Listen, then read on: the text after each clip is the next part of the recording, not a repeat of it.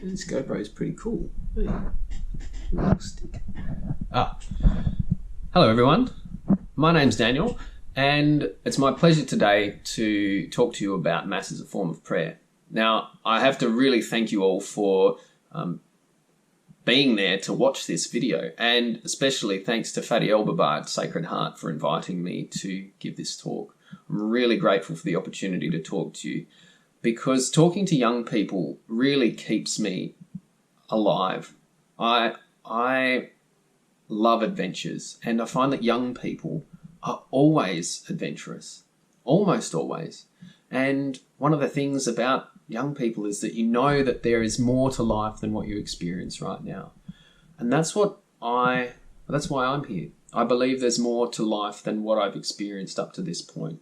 And one of those things is God, who I've had a sense of throughout my life, but I don't fully know who or what God is. And my life has been this adventure of seeking that. And so that for me has been an adventure. And working with young people has kept that sense of adventure alive in me. So I just want to thank you for being here to watch this and giving me this opportunity to explore this topic myself. The topic I'm going to speak on is Mass as a form of prayer in the Catholic tradition. Mass is a form of prayer. You might not think, oh, Mass is prayer because, you're standing up, you're sitting down, you're doing all this stuff. There are all these people around. You don't pray when other people are around. But I'd encourage you to look at Mass as a bunch of different ways of praying, all put together in one massive prayer. And not just one massive prayer, but the highest form of prayer that we can comprehend, especially as Catholics. And what do I mean by Mass as the highest form of prayer? Well, it involves so many different parts of who we are. The Catholic Church actually calls the celebration that happens in a Mass, the celebration of the Eucharist, the body and blood of Jesus Christ, the breaking of bread, the sharing of the wine. It calls that the source and summit of the Catholic faith. So what's happening there on that altar during a Mass, it's the thing that everything in Catholicism comes from. Everything Catholic comes from that point. But we call it the source and summit because it's not just the source of where that comes from. It's also where Catholics are aiming. Everything a Catholic does is aimed at what's happening on that altar. And that doesn't mean that every day we're looking to go in front of an altar and break some bread and have some wine. What we're actually celebrating is a call to communion. And that word communion means common union. So a union between different people who come together as one. Different things coming together in harmony. That's what we're really celebrating in a Mass. So, and also, just a little aside, the word Mass comes from an old word called missa, which means sending. So we actually come, gather in communion to be sent out again on kind of like a mission. And that kind of connects to the adventure I was talking about before, being sent out on an adventure. But before that, why should you listen to me talking about Mass for 20 to 40 minutes? There's something in it for you. I don't know where you are in life, but I'm sure you've faced one of these challenges. It's the challenge of disintegration, which is kind of the opposite of communion. Disintegration is where things break apart. Something doesn't have a place. And what we're celebrating here is something that overcomes disintegration. So it overcomes disintegration on a number of levels. You might find that you're disintegrated in yourself. What do I mean by disintegrated in ourselves? Well, there might be a part of you that you don't like. It might be as simple as the colour of your hair. It might be how beautiful you think you are, or how strong you think you are. It might be part of your personality. It might be how you're not funny, or maybe it's that you think you're too funny. For me, one of the things I find hard to come to terms with about myself is how easily distracted I am and how disorganised I can be. And I can kind of think about that part of myself and think, gosh, I don't like it. I don't want that to be part of me. But the reality is, it's part of me. And how do I reconcile that? Well, what's happening up here is drawing me together. When we celebrate Jesus in the Eucharist, Jesus comes to us, Catholics believe. And he's not just coming to a part of us, he's coming to all of us. He's calling all of us to communion, and each part of us. So that bit of me I don't like, well, Jesus likes it, and he's calling it to communion with himself. So it overcomes disintegration on a personal level. Next, it overcomes disintegration on a family and social level. In a church, you'll see, I'm in the Sacred Heart Church in Newtown, it's full of pews. All of these pews are filled with people who come together in a common union to share communion up there. So how else do we see that? How might you experience that as a problem of disintegration? Well, we see it in families all around us. We may have even experienced it in our own families. Maybe a brother or sister doesn't get along with someone else in the family. Maybe mum and dad don't get along.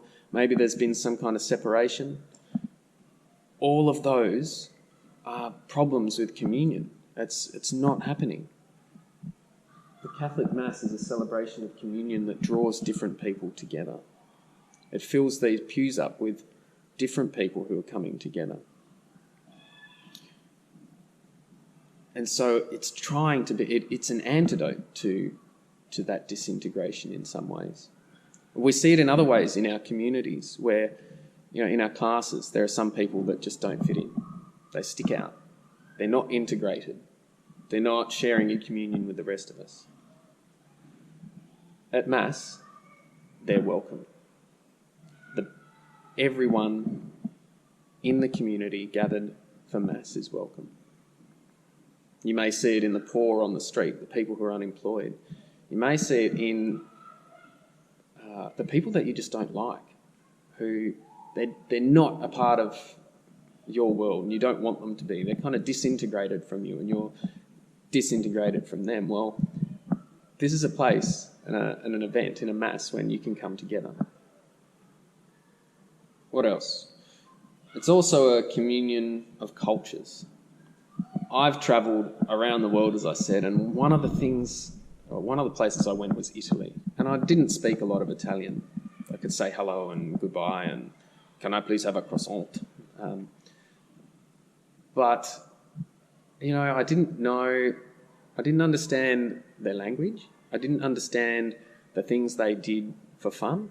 I walked into a shop and I couldn't understand what kind of ham to buy because there are 100 kinds of ham and I didn't understand what the labels on them were. And nobody around me spoke English. And I felt in that moment, gosh, I'm just so disintegrated from the people around me.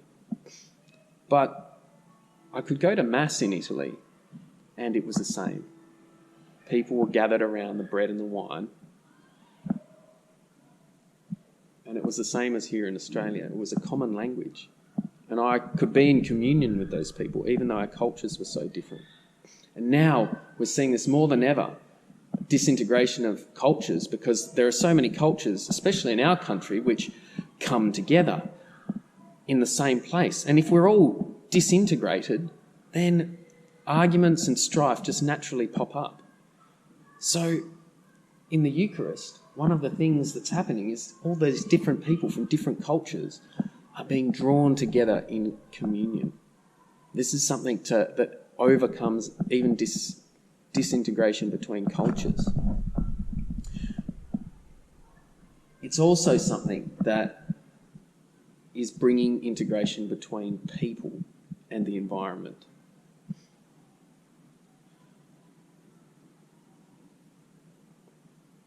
And the way that happens is that it's bringing people together with the one who created the environment. And it's bringing us together with other creatures in our environment. It's showing in communion we're called together because disintegration is not right. It's like we're different parts of an ecosystem, and we see that out in the world. Humanity is a part of the earthly ecosystem. And if we humans are called to communion together here at a Mass, well, it's really a call for us to be in communion with everything around us, especially the earth. And we celebrate that with pictures of elements from the earth. The centre of a Mass is bread, which is made from wheat, which is grown from the earth. Wine is made from grapes, and the juice is crushed and turned into wine. We rely on the earth to celebrate this. So it's an experience of communion between humanity and the environment as well. And we know what happens when people are disintegrated from their environment. When we don't appreciate how the earth feeds us and nourishes us and is our home. We can see it when we see giant pools of rubbish in the ocean, so big that they form an island. We see it in pollution, which is causing poor health to people. All of these things, it's a lack of communion. We're not taking account of our common union with the plants and animals and the earth or the other people of the earth. But here, Mass is trying to overcome that. Mass is overcoming that. The Eucharist overcomes that, Catholics believe. Last of all, there's a communion between heaven and earth. What do I mean by that? And what's a lack of communion look like? What's the challenge? Well, if you don't feel like you may experience this, you may have already experienced it, or you may when you're older, that there's no purpose for you, that there's no point for you being here, that existence, that God, and you might not call it God, but you might call it existence, doesn't have a place for you. There's no purpose for you. That's disintegration. When that's a feeling that you're experiencing, it's a disintegration from God, from heaven, from any higher sense of purpose or being for you here. But in a Mass, what happens is a priest blesses the bread and the wine, and Catholics believe that becomes the body and blood of Jesus, who is the Son of God. So it becomes God. And so when God comes here, he's communing with us in the Eucharist. And Mass is the celebration of that communion between heaven and earth. And ultimately, that's what Catholics are coming to Mass for. But, it's a pretty hard pill to swallow. That the bread and the wine up there become God, become the body and blood of Jesus, who was God. A communion of both humanity and heaven. Look, that was hard for people to believe back in Jesus' day. Jesus has this line that says, unless you eat of my flesh and drink of my blood, it says that in the Gospel of John, chapter 6, verse 53, you will have no life in you. He's saying you must eat and drink my body. And people just thought, hang on, cannibalism. You're wanting us to eat you. That's crazy. And if you don't hear that and think, gosh, that sounds a bit crazy, then, well, who am I to judge? But hearing that then and hearing that now sounds really off. You don't go eating people. But that's a pretty crazy claim. Why would someone make that claim? Well, look,